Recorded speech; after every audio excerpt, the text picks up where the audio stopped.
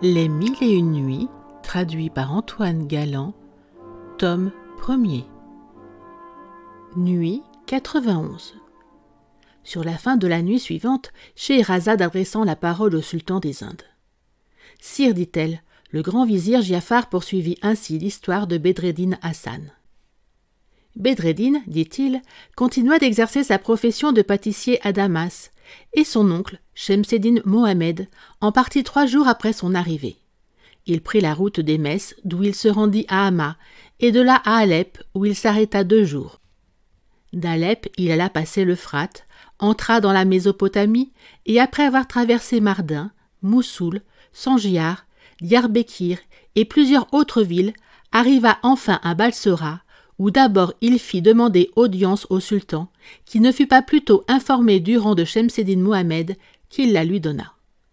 Il le reçut même très favorablement et lui demanda le sujet de son voyage à Balsora. « Sire, répondit le vizir Shemseddin Mohammed, je suis venu pour apprendre des nouvelles du fils de Noureddin Ali, mon frère, qui a eu l'honneur de servir votre majesté. »« Il y a longtemps que Noureddin Ali est mort, reprit le sultan.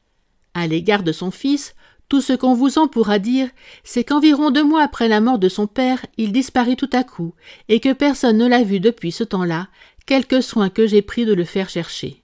Mais sa mère, qui est fille d'un de mes vizirs, vit encore. » Shemseddin Mohammed lui demanda la permission de la voir et de l'emmener en Égypte, et le sultan y ayant consenti, il ne voulut pas différer au lendemain à se donner cette satisfaction. Il se fit enseigner où demeurait cette dame, et se rendit chez elle à l'heure même, accompagné de sa fille et de son petit-fils. La veuve de Noureddin Ali demeurait toujours dans l'hôtel où avait demeuré son mari jusqu'à sa mort. C'était une très belle maison, superbement bâtie et ornée de colonnes de marbre. Mais Shemseddin Mohammed ne s'arrêta pas à l'admirer. En arrivant, il baisa la porte et un marbre sur lequel était écrit en lettres d'or le nom de son frère. Il demanda à parler à sa belle-sœur, dont les domestiques lui dirent qu'elle était dans un petit édifice en forme de dôme qu'ils lui montrèrent au milieu d'une cour très spacieuse. En effet, cette tendre mère avait coutume d'aller passer la meilleure partie du jour et de la nuit dans cet édifice, qu'elle avait fait bâtir pour représenter le tombeau de Bedreddin Hassan, qu'elle croyait mort après l'avoir si longtemps attendu en vain. Elle y était alors occupée à pleurer ce cher fils, et Shemseddin Mohammed la trouva ensevelie dans une affliction mortelle.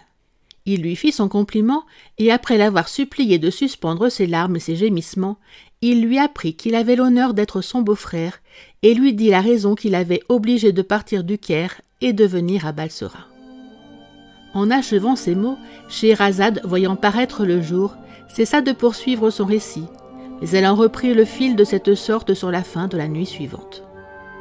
Merci d'avoir écouté cette vidéo.